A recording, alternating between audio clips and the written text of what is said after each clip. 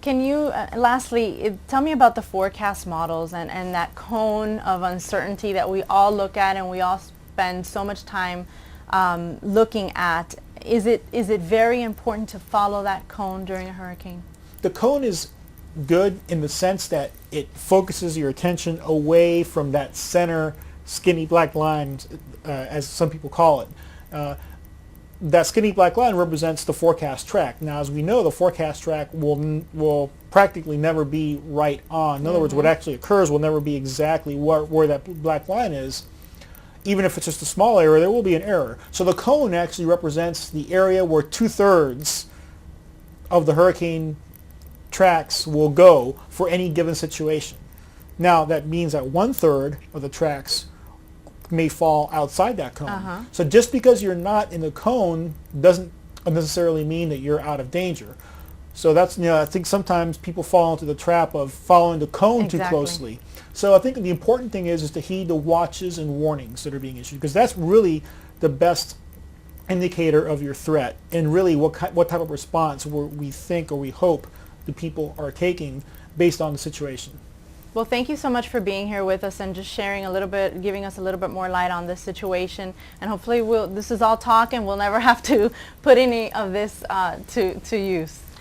And if you want more information on what to do before, during, and after a storm, you can go to the city's homepage at www.coralgables.com and then click on the hurricane icon.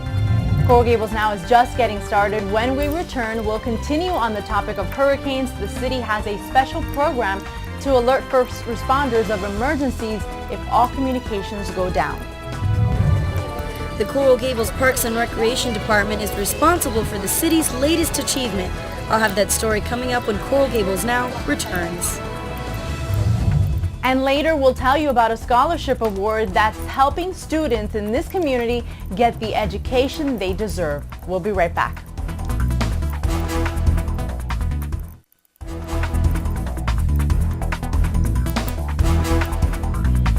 And welcome back to Coral Gables Now. We continue with our hurricane preparedness coverage. Coral Gables has implemented a program that provides residents with emergency door hangers. Coral Gables Fire Chief Walter Reed is here to explain how the program works. Thank you, Chief, for being here. Oh, thank you for having me.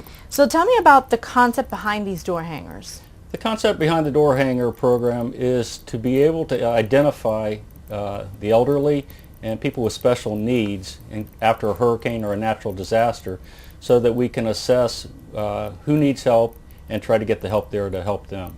So does this come into play if there's no communication, if communication is down throughout the city, then this is where these door hangers would be used? Absolutely. The door hanger is not a substitute for calling 911 if you have an emergency, but it is for immediately after the storm when maybe you don't have those communication abilities, is for the elderly or the special needs to persons to hang the door hanger on the door or in a prominent area in the window, and then the Neighbors Helping Neighbors program kicks in and people check and make sure that they're okay, and if not, then they try to get a hold of the fire department or 911 and we'll try to get out there to see what's going on. Okay, so let's explain a little bit more about how it works. You receive these door hangers from the fire department, and we've got video of it, but basically you've got a red side that says, now I forgot what it says, but it says stop or help. It says help. And then the green side says okay. Right. So tell me about how a person would go about putting this up. Okay.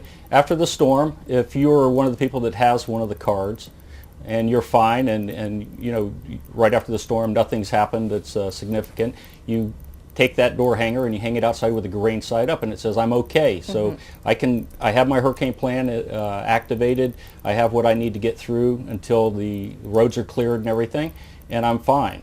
If you have some special needs or there's something that's going on in your home that you need attention, you would take the door hanger, you turn the red side out and says I need help, and at that point, if it's not an emergency, they can dial 460-5401, area code 305, and that'll take them right into the call center for the police and fire department.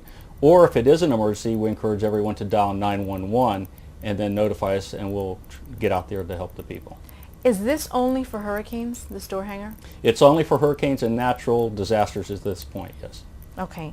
And the display, some people can put it on their doors, outside of their doors, but you can also, as you said, put it prominently on a window, as long as there's visibility to the outside.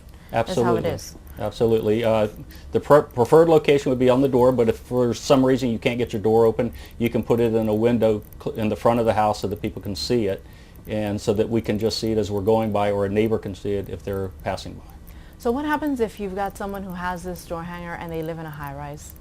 The high-rise program is an interesting concept. We also have a high-rise program that we've implemented where, you know, neighborhoods, we have block captains in a lot of our crime watch neighborhoods. Well, we took that to the next level where we have high-rise block captains, and instead of being horizontally a block, it's a vertical block. It goes up. So what they do is we have a block captain, which is really either the manager or someone in that building for a condominium or some other type of apartment building. And what we do the same thing. So if residents are in there, they're the elderly or special needs, they get the door hanger, and what we ask the block captain or the high-rise captain to do is check the floors after a storm, make sure everybody's okay, and if someone needs help, let us know and we'll come out and provide that help. Wow. And you said that this is for seniors and also for people with special needs. This program, I remember it was unveiled last year. I think it was last year. Mm-hmm. Do you have a count of how many people have requested these door hangers since then? Right about now, it's about 150 people, and we know there's other people out there that could benefit from it, and we strongly encourage people to, you know, give us a call. We can mail them out to them. The number is 305-460. 5576 is 5576, okay. which is our public education specialist, mm-hmm. and we'll make sure that we get one out to them, or you can pick them up at the block parties and the crime watch meetings that we have throughout the community throughout the year. And then lastly, neighbors obviously are the first people that should be paying attention to their neighbors, but have firefighters been told or been trained in any way to look for these signs after a hurricane as well? Absolutely. It's part of our what we call rescue recon training.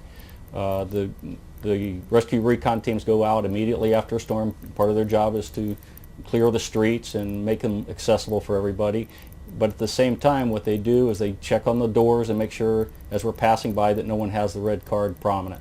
Okay. Well, thank you so much, Chief. I appreciate you coming here. At least it's good information for seniors to have if they don't have a card, and you want more information on how you can get those emergency door hangers for you or for your loved one. You can actually call the fire department at the number the Chief was just saying, 305-460-5576. Have you found yourself needing help while driving in the road but don't know the number to call?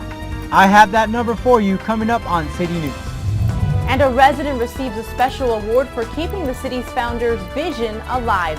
Find out who she is and exactly what she's done for the city beautiful when we return.